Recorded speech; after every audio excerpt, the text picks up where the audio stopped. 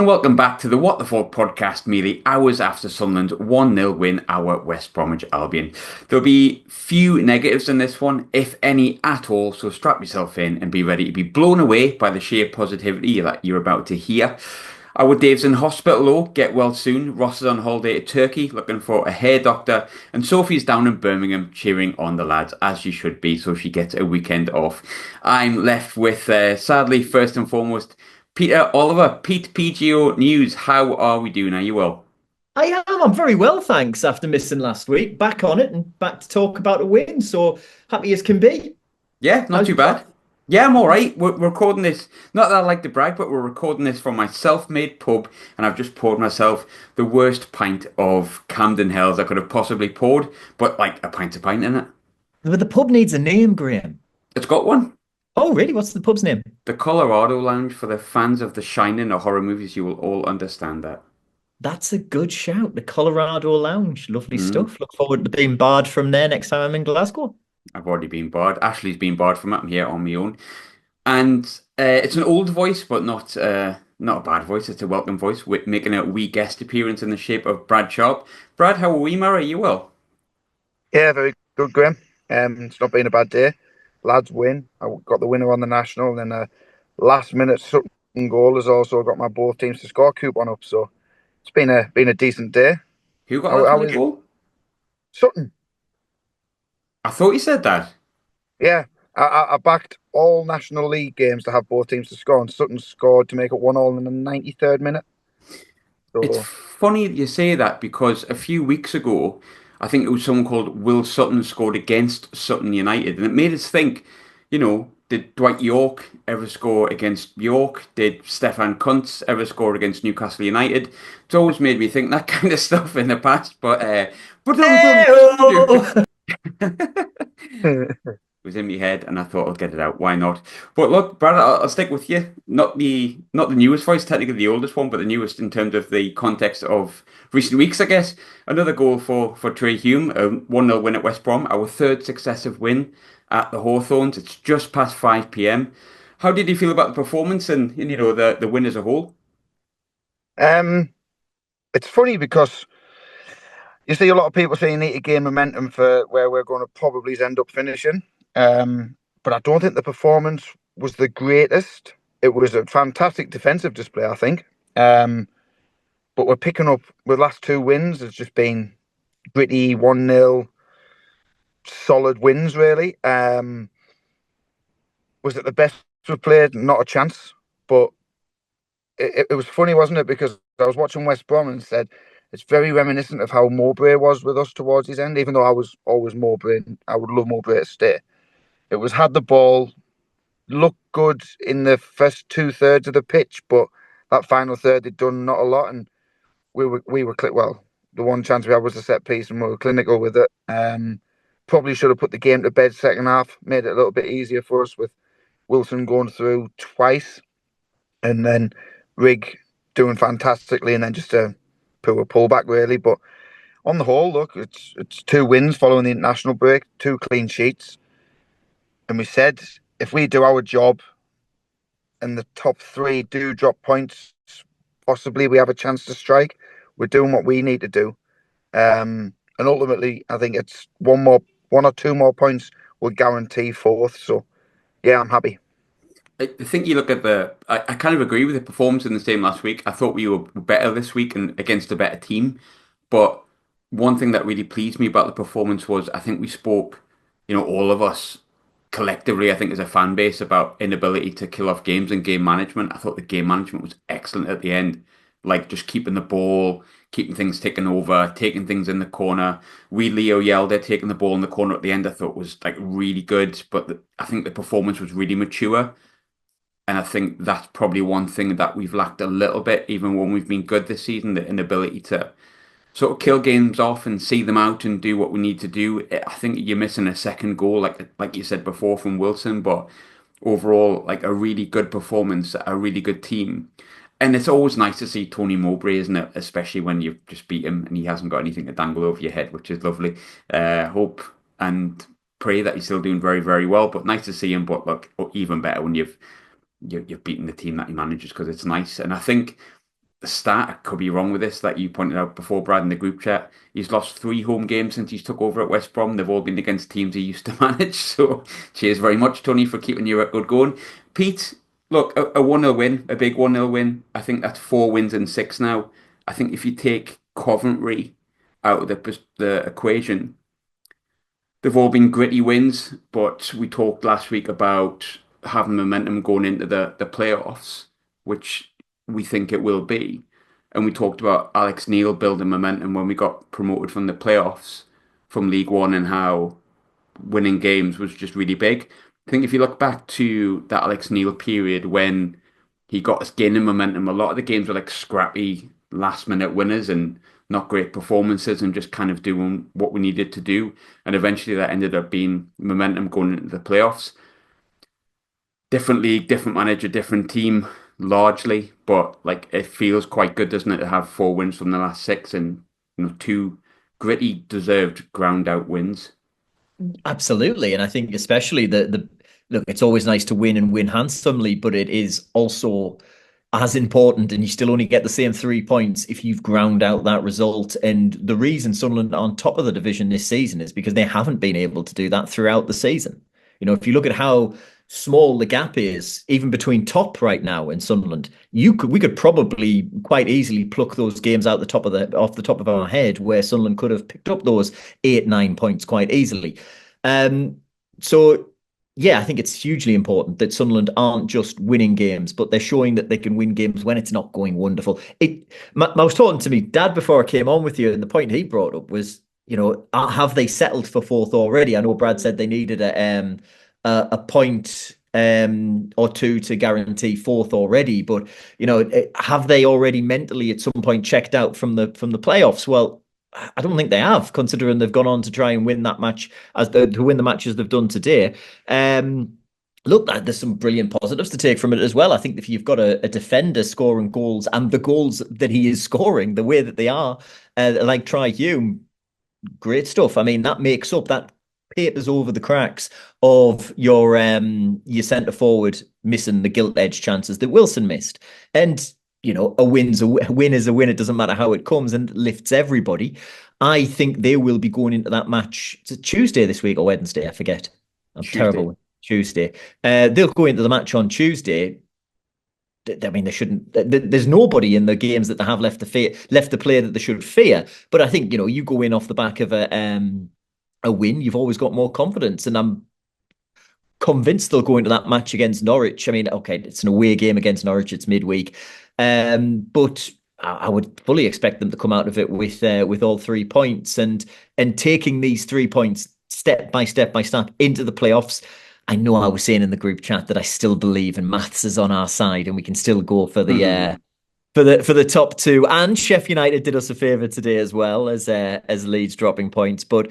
Yeah, realistically, it does seem like it's just too far. But winning those games, getting the points on the board, and winning them however they come across, winning them whether it's a game that it is possible to play the free flowing, expansive football that Sunderland can play and win a game handsomely, or whether they've got to grind it out a little bit. And I thought the defensive display in the last 20 minutes, there are games, I can't even say last season or the season before, earlier this season, they would have conceded. They had the look about them at times where they were going to ship a goal late on in the match today, but the defending cut it out and they were great. I think a lot of praise from what I saw goes to Luke O'Nien. Chris Mepham was as good as you're going to see from him as well. And I thought Leo Hjelde did a wonderful job coming in, deputising. And what more could Try Hume do? I mean, I'm such a big fan of Trey. And I think it was weird. There was like a January, February time when he had like a slight dip. I think it was kind of the January time, and some people, I wouldn't say got on his back, but were saying that his passing was poor and X, Y, and Z. Oh, I think he's come in for a bit of stick this season at times when he hasn't really deserved it. But then again, look, everybody comes in for stick at some point in the season. And I'm sure it hasn't bothered them in the slightest. But I think he's do you know, how much did he cost? 200,000?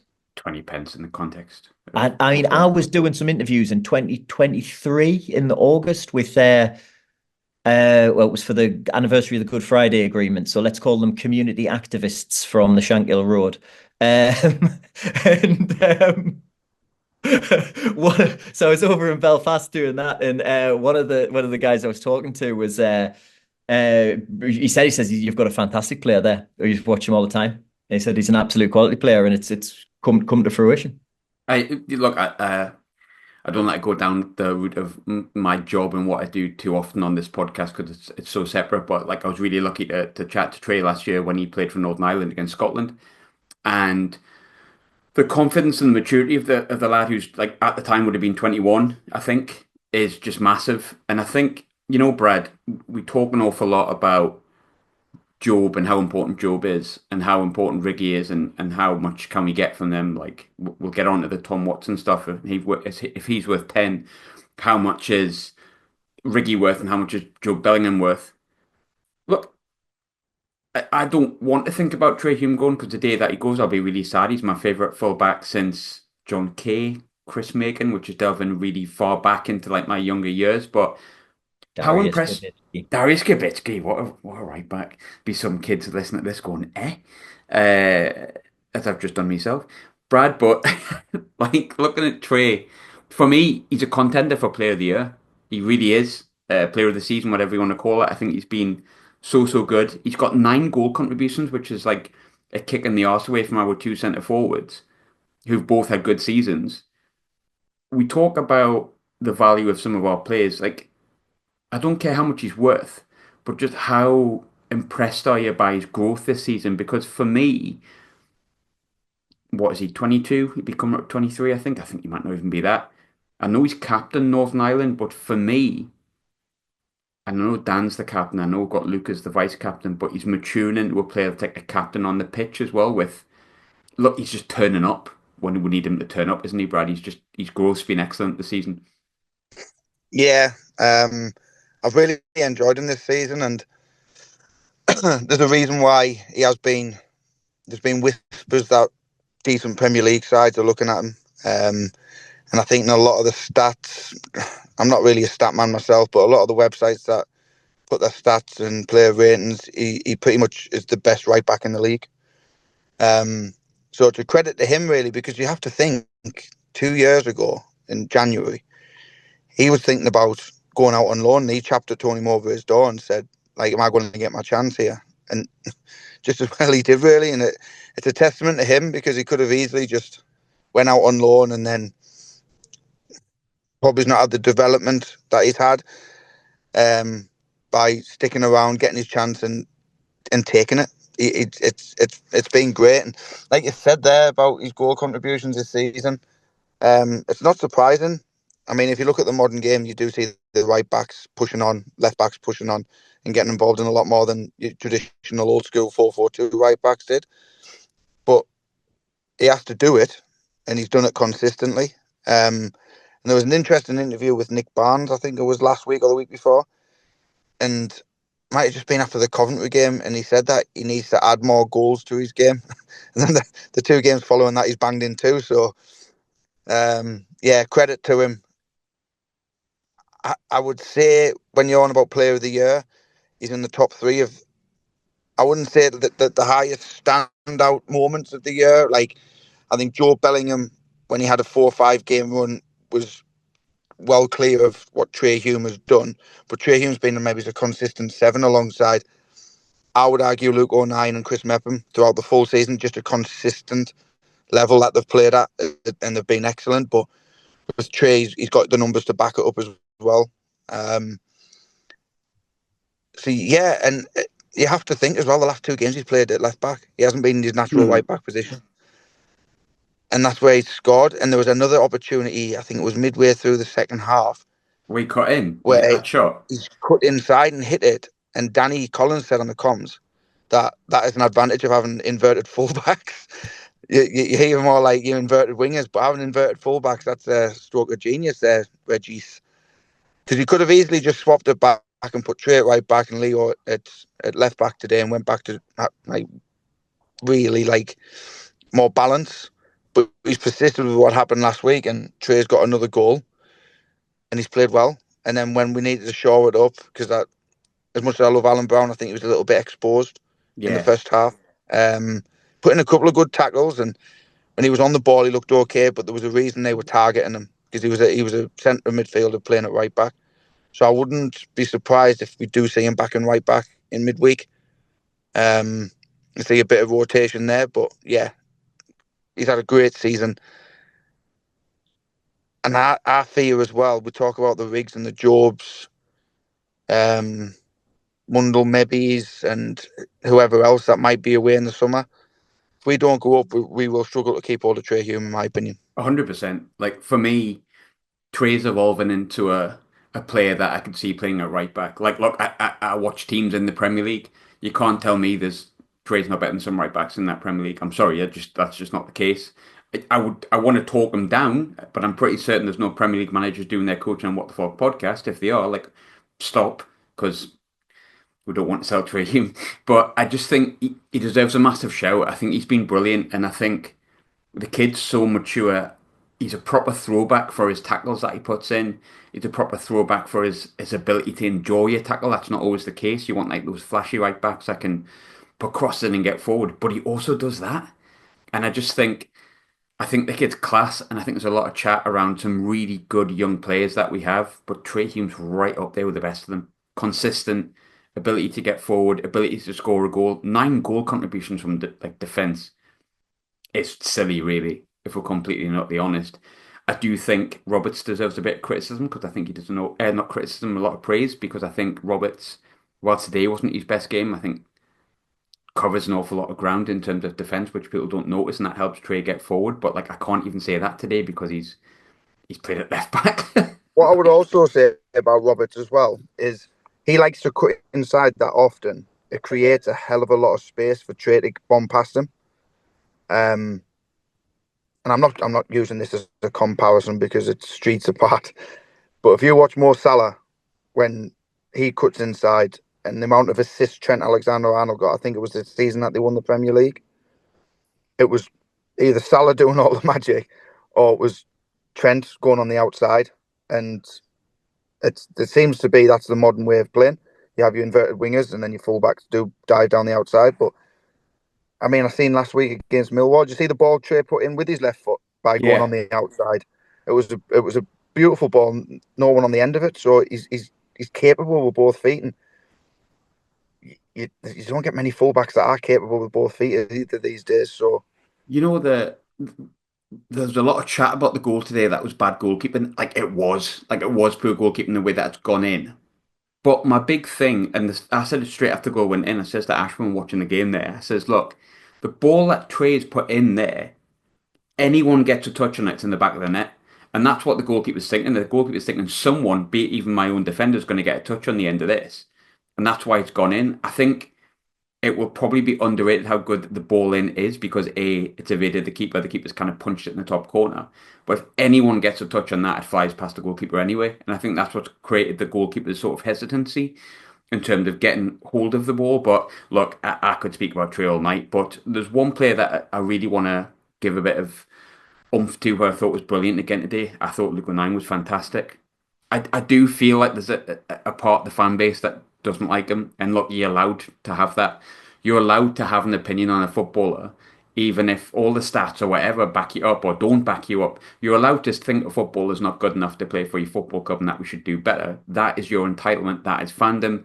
That is just part of being a human being. But for me, like Luke always shows up when he's been one of our better players this season. I think his performance today was absolutely fantastic. It came with the hilarity of him doing roly-polies in the back of the net and that, like, which was just standard Luke 9. I think we've kind of got used to it. I don't think he's wired up the same way that a lot of other people are wired up, to be completely honest. But I thought defensively he was excellent today. There was a few times when he just really calmed it down. He hit it long when he should have hit it long. He played it short when he had the ability to do it. And I thought him and Metman were absolutely outstanding today. I haven't looked at the stats because we've come on quite quick after the game in context of what we usually do, but I imagine most of their duels, most of their passing stats are like up there with sort of the best in the game. But there was a negative, Pete. I don't really want to have to discuss injuries, but we get Enzo Lefebvre back today, and you're like, brilliant, Enzo Lefebvre through the middle, Mundell on the left, and then Mundell looks like he's done his hamstring again. I think there's kind of 4 or 5 questions to this, really. But the first one I'll ask you, Pete, is like, how concerning is that? Because I think without a doubt, Romain Mundle has improved us as an offensive force over the past few weeks since he's come back, and to see him kind of holding the same hamstring, Reggie Slibbery's confirming it's the same hamstring, and then you suddenly like, right, how long's that going to be? Is obviously a huge concern. It's absolutely concerning. It's also heartbreaking for the kid as well. I mean, look, he's just come back and to have that happen to him. But yeah, it doesn't look good, does it? Especially when it's talk about it being the same injury again and a recurrence of it. All right, heartbreaking for Remain, very, very concerning for Sunderland going forward. I mean, look, great, we've got Lafay come back, but that means Lafay goes over onto that left-hand side, I guess, and it leaves Rig in the middle. Is there a does it, or do you keep Lafay in the Wait, middle? Do you bring Tommy Watson back Pete, from the yeah, wilderness? Pete, I was going to say we've got a £10 million Premier League player on loan. Remember that? I know, but I mean, this is where I'm about to fall foul of. I was about to criticize anybody who says anything wrong about Luke O'Nien. I'm gonna criticize them, and then I'm like, nah, I don't think Tommy Watson should play for Sunderland again. I know it's not the sensible option. I know it's not the smart option, and it's me speaking purely as a Sunderland fan, and as somebody who is from Easington himself. It's on my passport. I've had to explain it to loads of people over the years. For him to leave under the cloud that he seems to have left under, it doesn't sit right with us. But I also recognise he is a good footballer. He's a very good left winger. If he's fit, you've got to play him, haven't you? You have to play him there. Do you know the debate for me though? The worry. I agree with you on Watson. I'm a Sunderland fan, and you could offer me Real Madrid, I'd play for Sunderland. Like if I had the ability to play football, I'd be at Sunderland for the rest of my life. I still don't understand why Yeah, Jordan Henderson wanted to win the Champions League rather than just play for Sunderland. Because to me, Sunderland are the pinnacle. But I'm an idiot. I'm stupid and I'm biased. yeah, but that was going to But be my answer to it because I'm exactly the same, and it's because 100%. I'm not fully functional in the head when it comes to these things. But here's the concern. Take away the entire debate about it. If Mundle is out for however many weeks, hopefully not. Tommy Watson's not as good a player as Romain Mundle for my liking. Oh, I don't think he is, but I think he's a fine understudy, which Mm. would have been Is his Mayenda position. an option? Absolutely, but again, I would rather have him available to be as the forward. I mean, I just want Elisa Mayenda in positions where he can run at championship defenders. That's all I want from Elisa Mayenda, and if that's coming from him in a position on the left hand side, okay, albeit if he can't get in the middle. But yeah, realistically, I do think it has to be Tommy Watson that comes in. I think a lot of it will depend how much he's upset the things behind the scenes. Because we've seen from Reggie, if he doesn't like you or doesn't want you in or you've bothered him, he'll get rid of you. He'll not use you. And he did that with Adil, he did that with Bar. Um I it depends. It depends how the relationship ends up there. My fandom, my Sunderland fan side is saying, nah, don't play him. Look at the options of players that actually want to be at the football club. Yeah. The cold hard facts say he's a very competent championship. From the was it 12 games we've seen him play, he's a very competent championship winger who can score goals and has. So yeah, he kind of has to go in, doesn't he, for me? But Part of me says, and this is the fickle football fan in me, my head is, I love Sunderland. I'll always love Sunderland. I don't understand why this kid would leave at this point to play for a Premier League team that are what, top seven, top eight. The context is more money, more opportunity, potentially a chance at England if he performs well. On the flip side, you could see he ends up like Jack Clark at Spurs, X, Y, and Z. But like he'll back himself, and I understand that. And I think it's, if I'm being balanced, I get that. But as a Sunderland fan, I'm like, oh my God, why wouldn't you want to play at Sunderland? And why would you want fans to think that you don't want to play for Sunderland? But say he gets the nod against Norwich or the nod next week against Swansea, and he goes and bangs 2 goals, and all of a sudden I'm like, you know what? Yeah, top lad. I'm oh, fickle I'm happy to be proved football wrong. I fan. would I would So absolutely. so you maybe try him for one game and see if he looks arsed. And then, because, like, look, we're not stupid. We're not stupid. Sunderland fans are many things. We're not stupid. We know a bullshitter when there's one there. We know people are when they're trying and they're not trying Jack Rodwell. We know this. I think if Tommy plays and he puts in what appears to us like 100%, and maybe he doesn't score, maybe hits the post, maybe just things don't work out for him, but you can see the efforts in there. We're quite a forgiving fan base as well. So, is it worth playing devil's advocate? Is it worth playing him against Norwich and the game after when realistically we haven't got too much to play for? I think it's pretty much nailed on where we're going to finish and see if his attitude's right. If his attitude doesn't look right, then we bomb him out for the last five games and say, right, this is where we need to try and something different. I But if think his that's the most attitude, sensible, mate. Yeah, but like It's no, no. convinced me. It's if his definitely attitude convinced me looks from right, where I and then was. you say, right, son, you're leaving, but here's your big chance now. You can probably mend some bridges with the fan base and go with the best wishes by giving you all for the last five, potentially 8 games, and getting us over the line. And what a way to sign off your Sunderland career As by Tommy Watson takes the corner at Wembley, that Joe Anderson heads into the back of the net for the winner. Yeah, that's exactly. so that is the other way you can look at it. I'm looking at it that the football gods are just against Sunderland ever seeing Romain Mundle and Enzo Lefebvre playing in the same team, because one comes back from a hamstring injury, the other one does his hamstring in the same game, and then the other one comes back from his hamstring injury, and the other one goes back off with a hamstring injury. So I'm secretly, nothing against Romain Mundle, hoping that he doesn't come back from a hamstring injury before the playoffs, because the the laws of the averages are Lefebvre will do his hamstring again on that game where he comes back.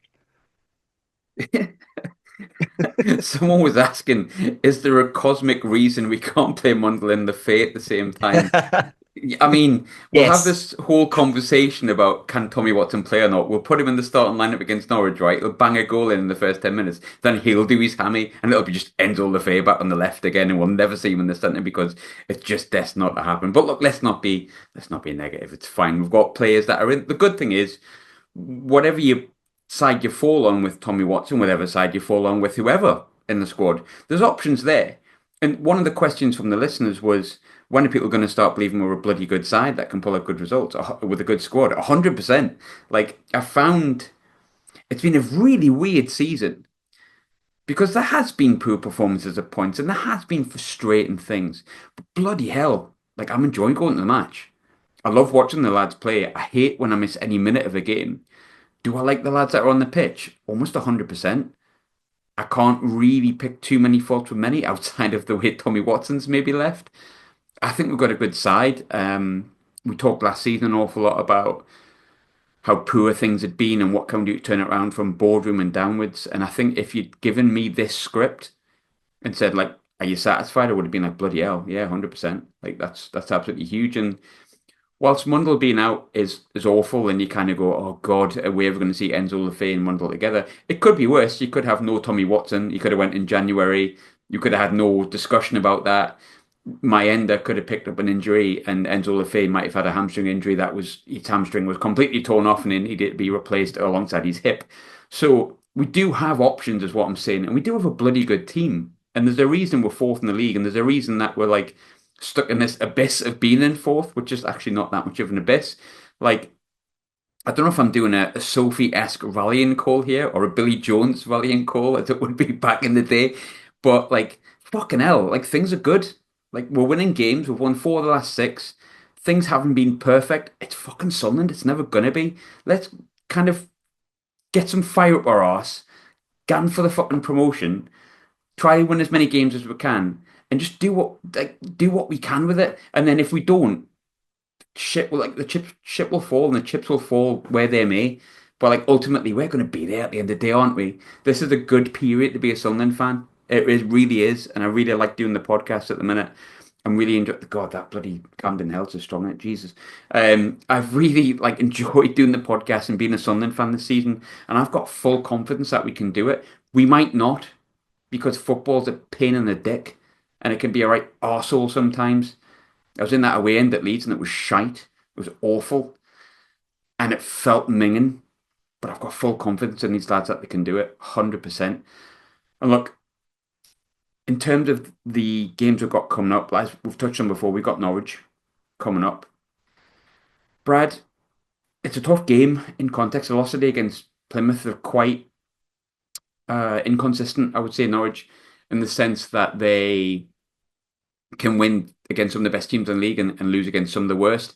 I think it's quite clear they're in a period of transition where like some of the big names are kind of on the way out and they're trying to blood this new style of play and get this new manager in who's used to playing with youth players. Some would say copying the Sunderland model. But it's a tough game nonetheless. You know, we lost there last year. We've lost at Norwich before, actually. It's anniversary of John Burns' goal against Norwich today, by the way. But yeah, random fact. For those old enough to remember it, I kind of just am. But tough game, Brad. How do you set up against Norwich? He's not going to, but I'd go with the back three. And maybe try Hume Trey, as a Trey, as it's Trey. Trey Hume It's as a Trey. wing. They want to Trey Hume correct as a wing everyone, but back. it's Trey. Try Trey as a wing back. Try uh, Trey. and see how it goes. But I still fancy us to beat them with whatever team he puts out. I think Norwich is sort of similar to us in the sense that they're in no man's land with not a lot going left for the rest of the season. They're not going to get dragged further down, but they're not going to have a push for the playoffs really. So yeah, I think it's an opportunity to try different things. We do often do see Reggie's likes one or two rotations through the midweek games, and it's a good opportunity to do that. So I think you make a couple of changes, but I still fancy us to go down there and win. And coming on this podcast today has talked myself into seeing Tommy Watson get a start as well.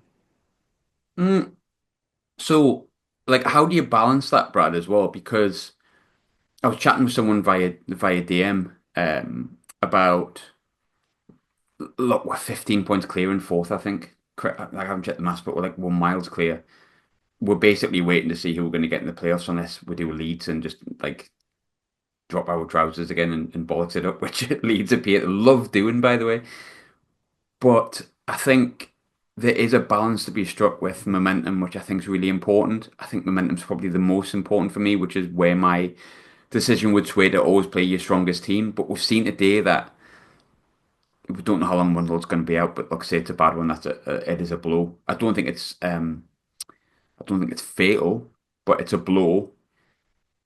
How do you balance that, getting the momentum whilst also allowing your players to have ample rest? So look, there seems to be a lot of players with hamstring injuries, doesn't there? And the worry would be you go right, Enzo's back, let's get him in the 10 role, and then he does his hamstring. I know I'm preempting stuff, and it's like you can't just say, oh, players might go on and get injured, might not, but you do have to be careful. The players have played a lot of minutes. The young boys as well, and some of them, not all of them, but some of them are in like their first full season as pros, which Yeah, can get little niggles. So how do you balance that? Is kind of what I'm asking. I think the next two games we can afford to do but without affecting any momentum going into the playoffs. I think there's seven left. Is there seven? Yeah. So maybe use the next two to see Job needed a bit of treatment today. Maybe he's even say, right, you're coming out, you're going on the bench. Try Alexic. You might need these players come the playoffs who've not got a lot of minutes. Try Alexic in there. If it's not working, change it a little bit. Try Tommy Watson, like I say, for these two games. If his attitude's right, son, here's your chance. Bring my ender back in, give Wilson another break because I don't think he's been at it lately. Put my ender up top. You're not changing the dynamics of the team too much. You're putting in players who've been in and around the first team, have been getting minutes here and there. So I'm not saying leave Job at home, leave Rig at home, leave Roberts at home. I'm saying take them, put them on the bench, and just try and change it up a little bit and give these players the exposure. An extra minute for lads coming back from injuries like your Lafayette, etc., etc. But ultimately, if we keep persisting, and then let's say, God forbid, Job breaks down and he gets a hamstring injury, you're going to need the likes of Alexic. And that's a point where it's a bit different because you haven't got the fallback of having Job or Rig sat on the bench if they picked up a knock. These are the two games which won't affect the momentum going into playoffs because you've got 5 games following that. But I just think these are the ones where just a slight rotation, give these couple of players a break because Job didn't have an international break. He was away playing. Rig didn't have an international break. He was away playing. These 2 games in a 3-game week is the perfect opportunity against it was a couple of teams with nothing to play for, really. Absolutely nothing to play for. Norwich and Use, Swansea. yeah. So use these 2 games just to bring these lads in, even if you only give them 55, 60 minutes, and then go back and bring the other lads back in. I And think plus, when we're in these such lads a get wonderful started, position to do that as well, though, aren't we? Like, that's the thing. I think exactly, we these talk lads are going about to being in try. that. They're going to know there's right. You've got a couple of games to prove it. They're going to give their all to keep that shirt for the last 5 games, or at least show the manager, right, you can trust me. If it's not working, you don't have to wait till the 80th minute. Bring me on 60. Bring me on 50. Bring me on at halftime. This is the opportunity for them, and they're going to be chomping at the bit to do so. So yeah, I'm not saying change the full 11 like it's a cup game, but change 3 or 4. But don't drop players. Just rest them. Yeah, I just think, look, if it comes to the playoffs, you want all your players to be. I've quite liked Alexis when he's come on. I think he's looked okay. I know he's missed the 2 chances against Millwall and Watford, I think it was. But I think he's looked like he's got something. He got that goal in the FA Cup against Stoke. I'd like to see a bit more from him so I know what to expect 100%. And so he's got a bit of confidence that he can make an impact in the squad. I think you look at and again, I repeat it, playing Wickham and playing potentially Leeds or Burnley, whoever it may be in a championship final is very, very different. But you look at the players that come off the bench at Wembley and the players that came off the bench in the Sheffield Wednesday 2 legs, like Clarkey came off the bench against Wickham, Elliot Embleton started, all that sort of stuff, and they all kind of felt you felt and they felt like they could contribute. So it would be nice that, like, one of the questions was how fucked are we without Mundle? It's not great. I'd rather him be fit, but it's not fatal. There's options there, but the players need to feel confident and kind of like they can make an impact. We've seen Alexis come on a couple of times on the left. We're in this wonderful position where we can afford to rotate a little bit. We're so far ahead. Everyone wants to win games. I think momentum's really important. And there's a part of me that's like, no, I want to win every game to the end of the season. But if that's at the behest of, like, I don't know, someone important doing their hamstring, like Trey Hume or whatever, or someone being out for the rest of the season, it's just not worth that at this point. It's the economics of football. But I'll leave with one final question. I'm enjoying the daft questions. I know sometimes people come here for the serious chat, but you definitely listen to the wrong podcast. That podcast, if you want serious chat, would be Sensible Sunderland, of course. So let's end with a daft question. The daft question we have, Pete, is in the summer, do we go for KLD and Thomas Muller just to add a bit of experience in the middle? Yeah, why not? Muller's up for it. He's up for the move. Do we go for those 2? Look, unless KLD is getting an absolute wedge from his mum, unless he's got a big old Easter box coming his way, or no, we don't end up going for those. I don't think they will. I think if they do go up, and I'm going to say when they go up, there we go. I'm putting me monkey where my mouth is. When Sunderland go up this year, I would hate to guess what players will be coming through the door, because I think anybody we were to pick, we're not going to be anywhere near right. I also don't think I've got much of a chance of guessing who Sunderland would sign if they don't make it out of the league this year, because I've never had a chance of guessing who Sunderland were going to sign since the current group have come in, because it's anybody. I don't think any one of us that doesn't have any type of real inside link to the club could be able to go, they're going to sign this this lad from here. I've got no idea. I would love to think they made a big marquee sign, but I don't think they will. I don't think anybody's going to get the wages wasted upon them. Brad, I'll switch the question for a little bit. Does it really matter whether we sign Kevin De Bruyne or Thomas Muller when we have Leo Yelder? No, Does it? give me the banter man every single day. The vibes is the most important thing, and therefore Leo Yelder is key man, star player, We and should also say Leo Yelder played very well today. He was a very, very solid, competent footballer on the pitch, despite even with his immaculate vibes off it. I fucking love Leo Yelder, and that's Leo, yeah, dead. Yeah, man. Yeah, man. Leo. But do we end it there? Can we end it there? Can we end We it can there? end it. We can end it there. I love Leo Yelder. He is starting to fit into my into that cult hero type status, isn't he? A little bit. Fucking lovely hair.